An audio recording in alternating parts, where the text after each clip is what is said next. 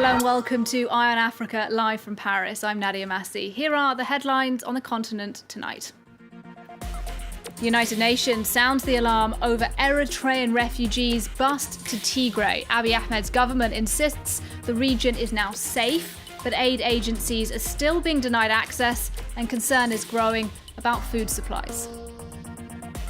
A US policy change celebrated in Morocco. Rabat thanks the Trump administration for recognizing its sovereignty over the Western Sahara, a move rejected by rebels in the disputed region. And our team in Brazzaville report on the thousands of retirees going 2 years without their pensions. Rights groups say the Congolese government is embezzling the money. We start then in Ethiopia, where the United Nations has sounded the alarm over reports that Eritrean refugees are being returned to the Tigray region by the government. This is after weeks of fighting in the region that is thought to have killed thousands of people. The government says that fighting is now over and that it is safe for Eritreans currently in the capital, Addis Ababa, to return. But those claims by the government are very hard to verify because international monitors have been denied access to Tigray since the fighting began. The United Nations also says it is difficult and dangerous to deliver food. 4 aid workers have been killed in the past month. Our Ethiopia correspondent, Maria Gerth Nicolescu, has the details. At least 3 staff members of the Danish Refugee Council and 1 member of the International Rescue Committee were killed in the Tigray region since the beginning of the conflict early November. The humanitarian situation is still worsening by the day in the region, with organizations still unable to provide the much-needed help. The UN's humanitarian agency said that food rations for displaced people in the Tigray region have now run out. The government said it has dispatched dozens of trucks carrying food supplies to the region and that 3 trucks carrying medical supplies are on their way to the regional capital, Mekelle. The Ethiopian Prime Minister announced almost 2 weeks ago the end of the military operation in the Tigray region, but fighting is still reported in several areas of the region. There is also growing concern for the nearly 100,000 Eritrean refugees who live in Tigray. The UNHCR said that refugees are now starting to leave the camps because of the security situation and because of the lack of food. But in a statement published on Friday, the government assured that it is now transporting food to those camps and that it is safely returning refugees to their respective camps. Of course, because of the telecommunications blackout that is still in place in most of the region, it's impossible to verify this information. It's also still unclear whether Eritrean troops are involved in the fighting. The US said it has received credible information about this involvement and called for the immediate withdrawal of Eritrean troops from the Tigray region. Maria Gerth Nicolescu for us there in Addis Ababa. Now, Ghana's opposition leader, John Mahama, has called Monday's presidential election fraudulent and flawed. Mahama lost that election to the incumbent president, Nana Akufo-Addo, but Mahama himself, a former president, says those results were manipulated. 5 people were killed in violence related to the election, but international monitors say the polling was generally free and fair.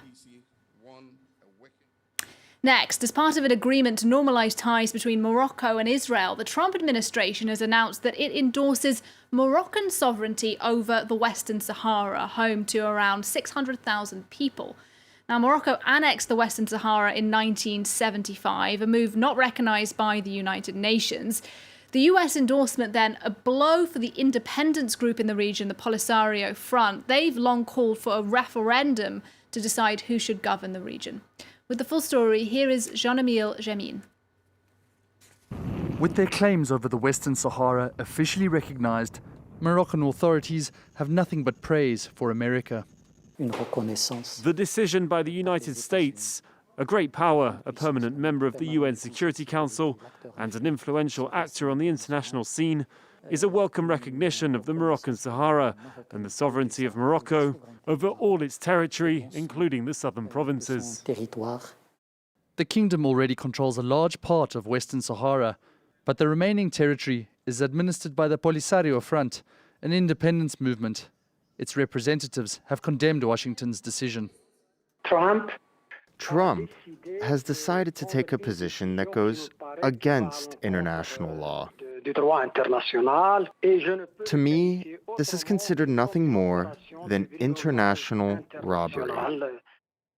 A former Spanish colony, the Western Sahara was annexed by Morocco in 1975, prompting resistance by the Polisario Front, who were themselves supported by Algeria.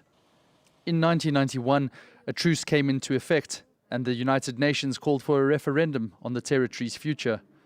But proposals of independence were duly rejected by Morocco, suggesting rather to grant autonomy to the region while keeping it under its control. The long-standing ceasefire was broken last month, however, when Morocco launched a military operation in the buffer zone, accusing the Polisario of blocking the road linking Morocco to Mauritania. Political negotiations supervised by the UN remain at a standstill. Despite the US's announcement, the organization itself has not changed its position on Western Sahara.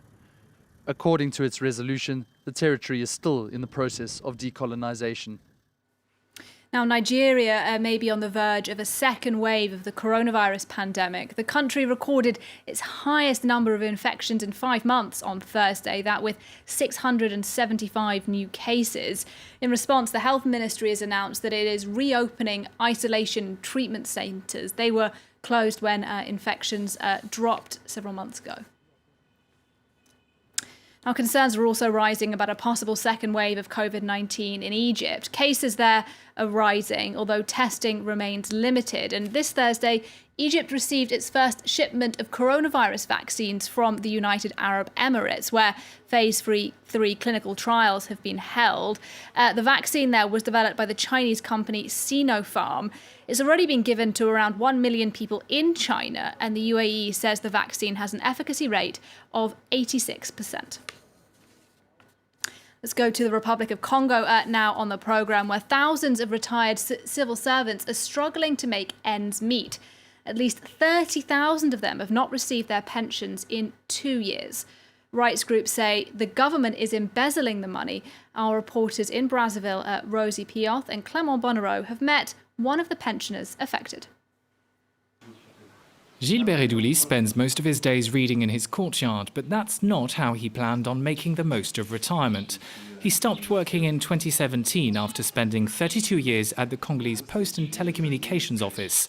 Yet he never received a single cent of his pension money. To survive, he now relies on his wife's income. On est devenus des mendiants. Il y a ma femme qui a une petite boutique là-bas qui vend le pain. Et c'est comme ça qu'on vit chaque jour. Chaque jour, on vit comme ça. Gilbert cannot afford much needed renovations in his house, nor is he able to feed his family or pay his bills. C'est ma dernière facture. Bon, vous voyez, elle n'est pas encore payée. Et là, mon cœur bat déjà. Et je sais que d'ici la fin de la semaine prochaine, elle passerait pour suspendre l'électricité. Like Gilbert, more than 30,000 retired civil servants say they haven't received their pensions for more than 2 years. Alphonse Levoix, who heads the largest pensioners' organisation in the country, accuses the government of embezzling the money. L'État opère des retenues sur les travailleurs en activité et ces retenues ne sont pas reversées aux caisses de retraite. L'argent est détourné purement et simplement. The Civil Servants Pension Fund declined our request for an interview. Government sources, meanwhile, say that the current situation is outside the government's control. They blame poor economic conditions caused by the COVID-19 pandemic and the fall in global oil prices. The meeting between the Ministry of Labour, the Budget Ministry and pensioner organisations has been planned to try to resolve the issue. Well, let's end the programme then in the Tunisian city of Zarzis, known for its olive oil. It is an area, though, that many young Tunisians are trying to leave with their sights on Europe. So this year, migrants from other countries in Africa are filling a gap in the labour market and working in the oil fields there. Laurent Berchticker has their story. In the southeastern Tunisian city of Zarzis, olive picking season is in full swing. A long-lasting tradition in a region famous for its olive oil production.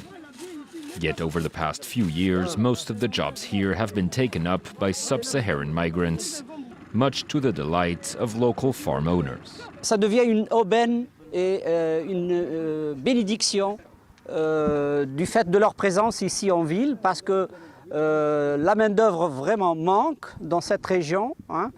Tous les jeunes de la ville de Zarzis partent à l'étranger dans un rêve européen.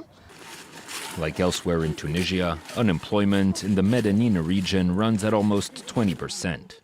Yet many young Tunisians don't want to work in the fields and yearn instead to emigrate to Europe. One of the few to remain, Nabil Hanashi, says he's only picking olives to save up for his journey. والأوضاع كما تعرفها في تونس الخدمة ديما ناقصة، معظم الشباب يحب يحرق، وإحنا كيف الشباب هذا الكل قاعدين نخدموا باش نهجوا من هالبلاد هذا. Even the sub-Saharan migrants working the fields say Tunisia is not their final destination. Just like local youths, many are hoping to one day continue their travels north. Je suis arrivé de la Tunisie par la Libye. On essaye d'économiser comme on peut pour essayer de joindre l'Europe. Yet others say they're feeling welcome in Tunisia and are thinking about settling in Zarzis for good. Well, that brings us to the end of Eye on Africa. Thank you very much for watching, and do stay with us.